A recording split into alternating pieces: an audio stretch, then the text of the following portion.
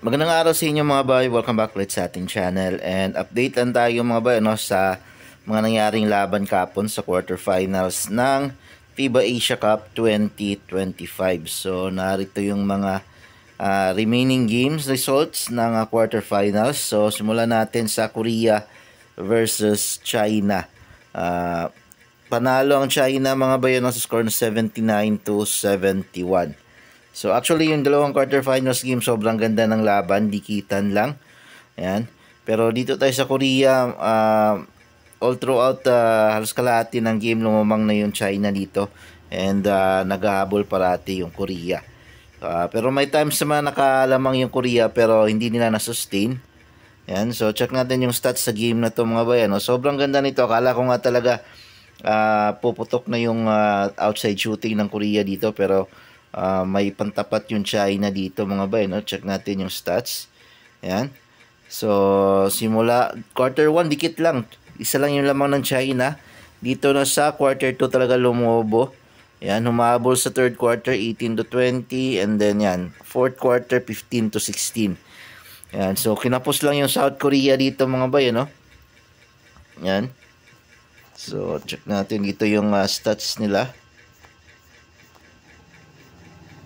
Ayan, sa box score, check natin kung sino yung top player para dito sa China. Ayan, so si Junji Wang with 21 points and then si Hu Jinki 23 points. Ayan, so dalawa pa yung hindi naglaro para dito sa China. So grabe, sa 3-point territory 7 out of 25 lang yung China, pero pagdating ng 2-point territory talagang 24 out of 49. Makita mo talaga yung height difference and size difference ng China kontra sa South Korea. So sa Korean side naman mga bay, check natin dito. Yan, so 22 points si Lee Yun-jung. Yan. So siya lang yung naka-double digits talaga dito. Siya yung bumubuhat talaga sa Korea. Ito si Ha Young-gi, 15 points. Silang dalawa lang yung naka-double digits. Ayan. So, grabe. Ang daming binatong 3-point shots ni dito. Lee Yun-jung. 2 out of 11 lang siya, no? Ayan. So, hindi pumutok yung outside shooting ng Korea. Check natin ito. Yan, no? 3 out of 24 lang sila. Ang baba. Kaya, nahirapan sila. 21 out of 42 naman siya sa 2-point territory. Dito talaga sila pinatay. Kala ko talaga puputok na sila dito sa 3-point territory nila. Kasi alam naman natin na yung mga Koreano, kilala silang 3-point shooter talaga. So yan. Tapos puntahan natin yung isa pang game. Yung Lebanon versus New Zealand mga bay. Ito sobrang ganda din ng laban na to mga bay. Kung napanood niyo tong game na to, ang ganda. Akala ko nga manalo na yung Lebanon dito eh. So, actually tinambakan ng Lebanon itong New Zealand mga bay, no? Ganda. Umabol lang yung New Zealand.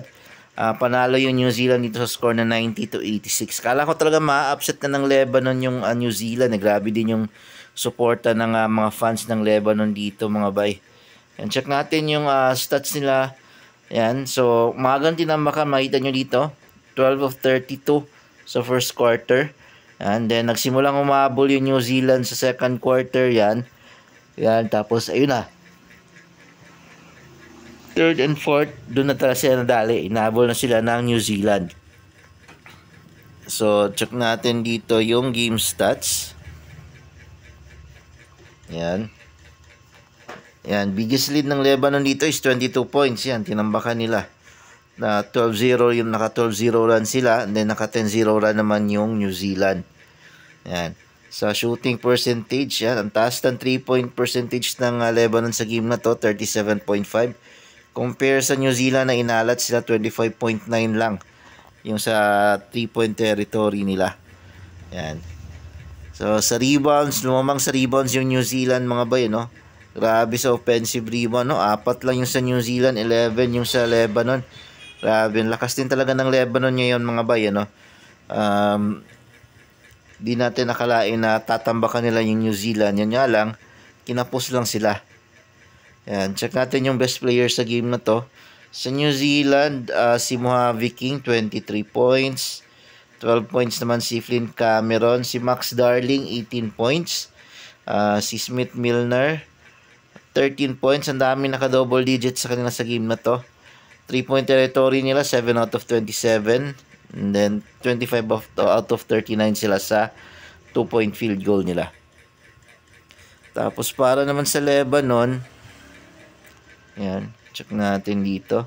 Si Amir Saud, 10 points. Ali Mansour, 14 points.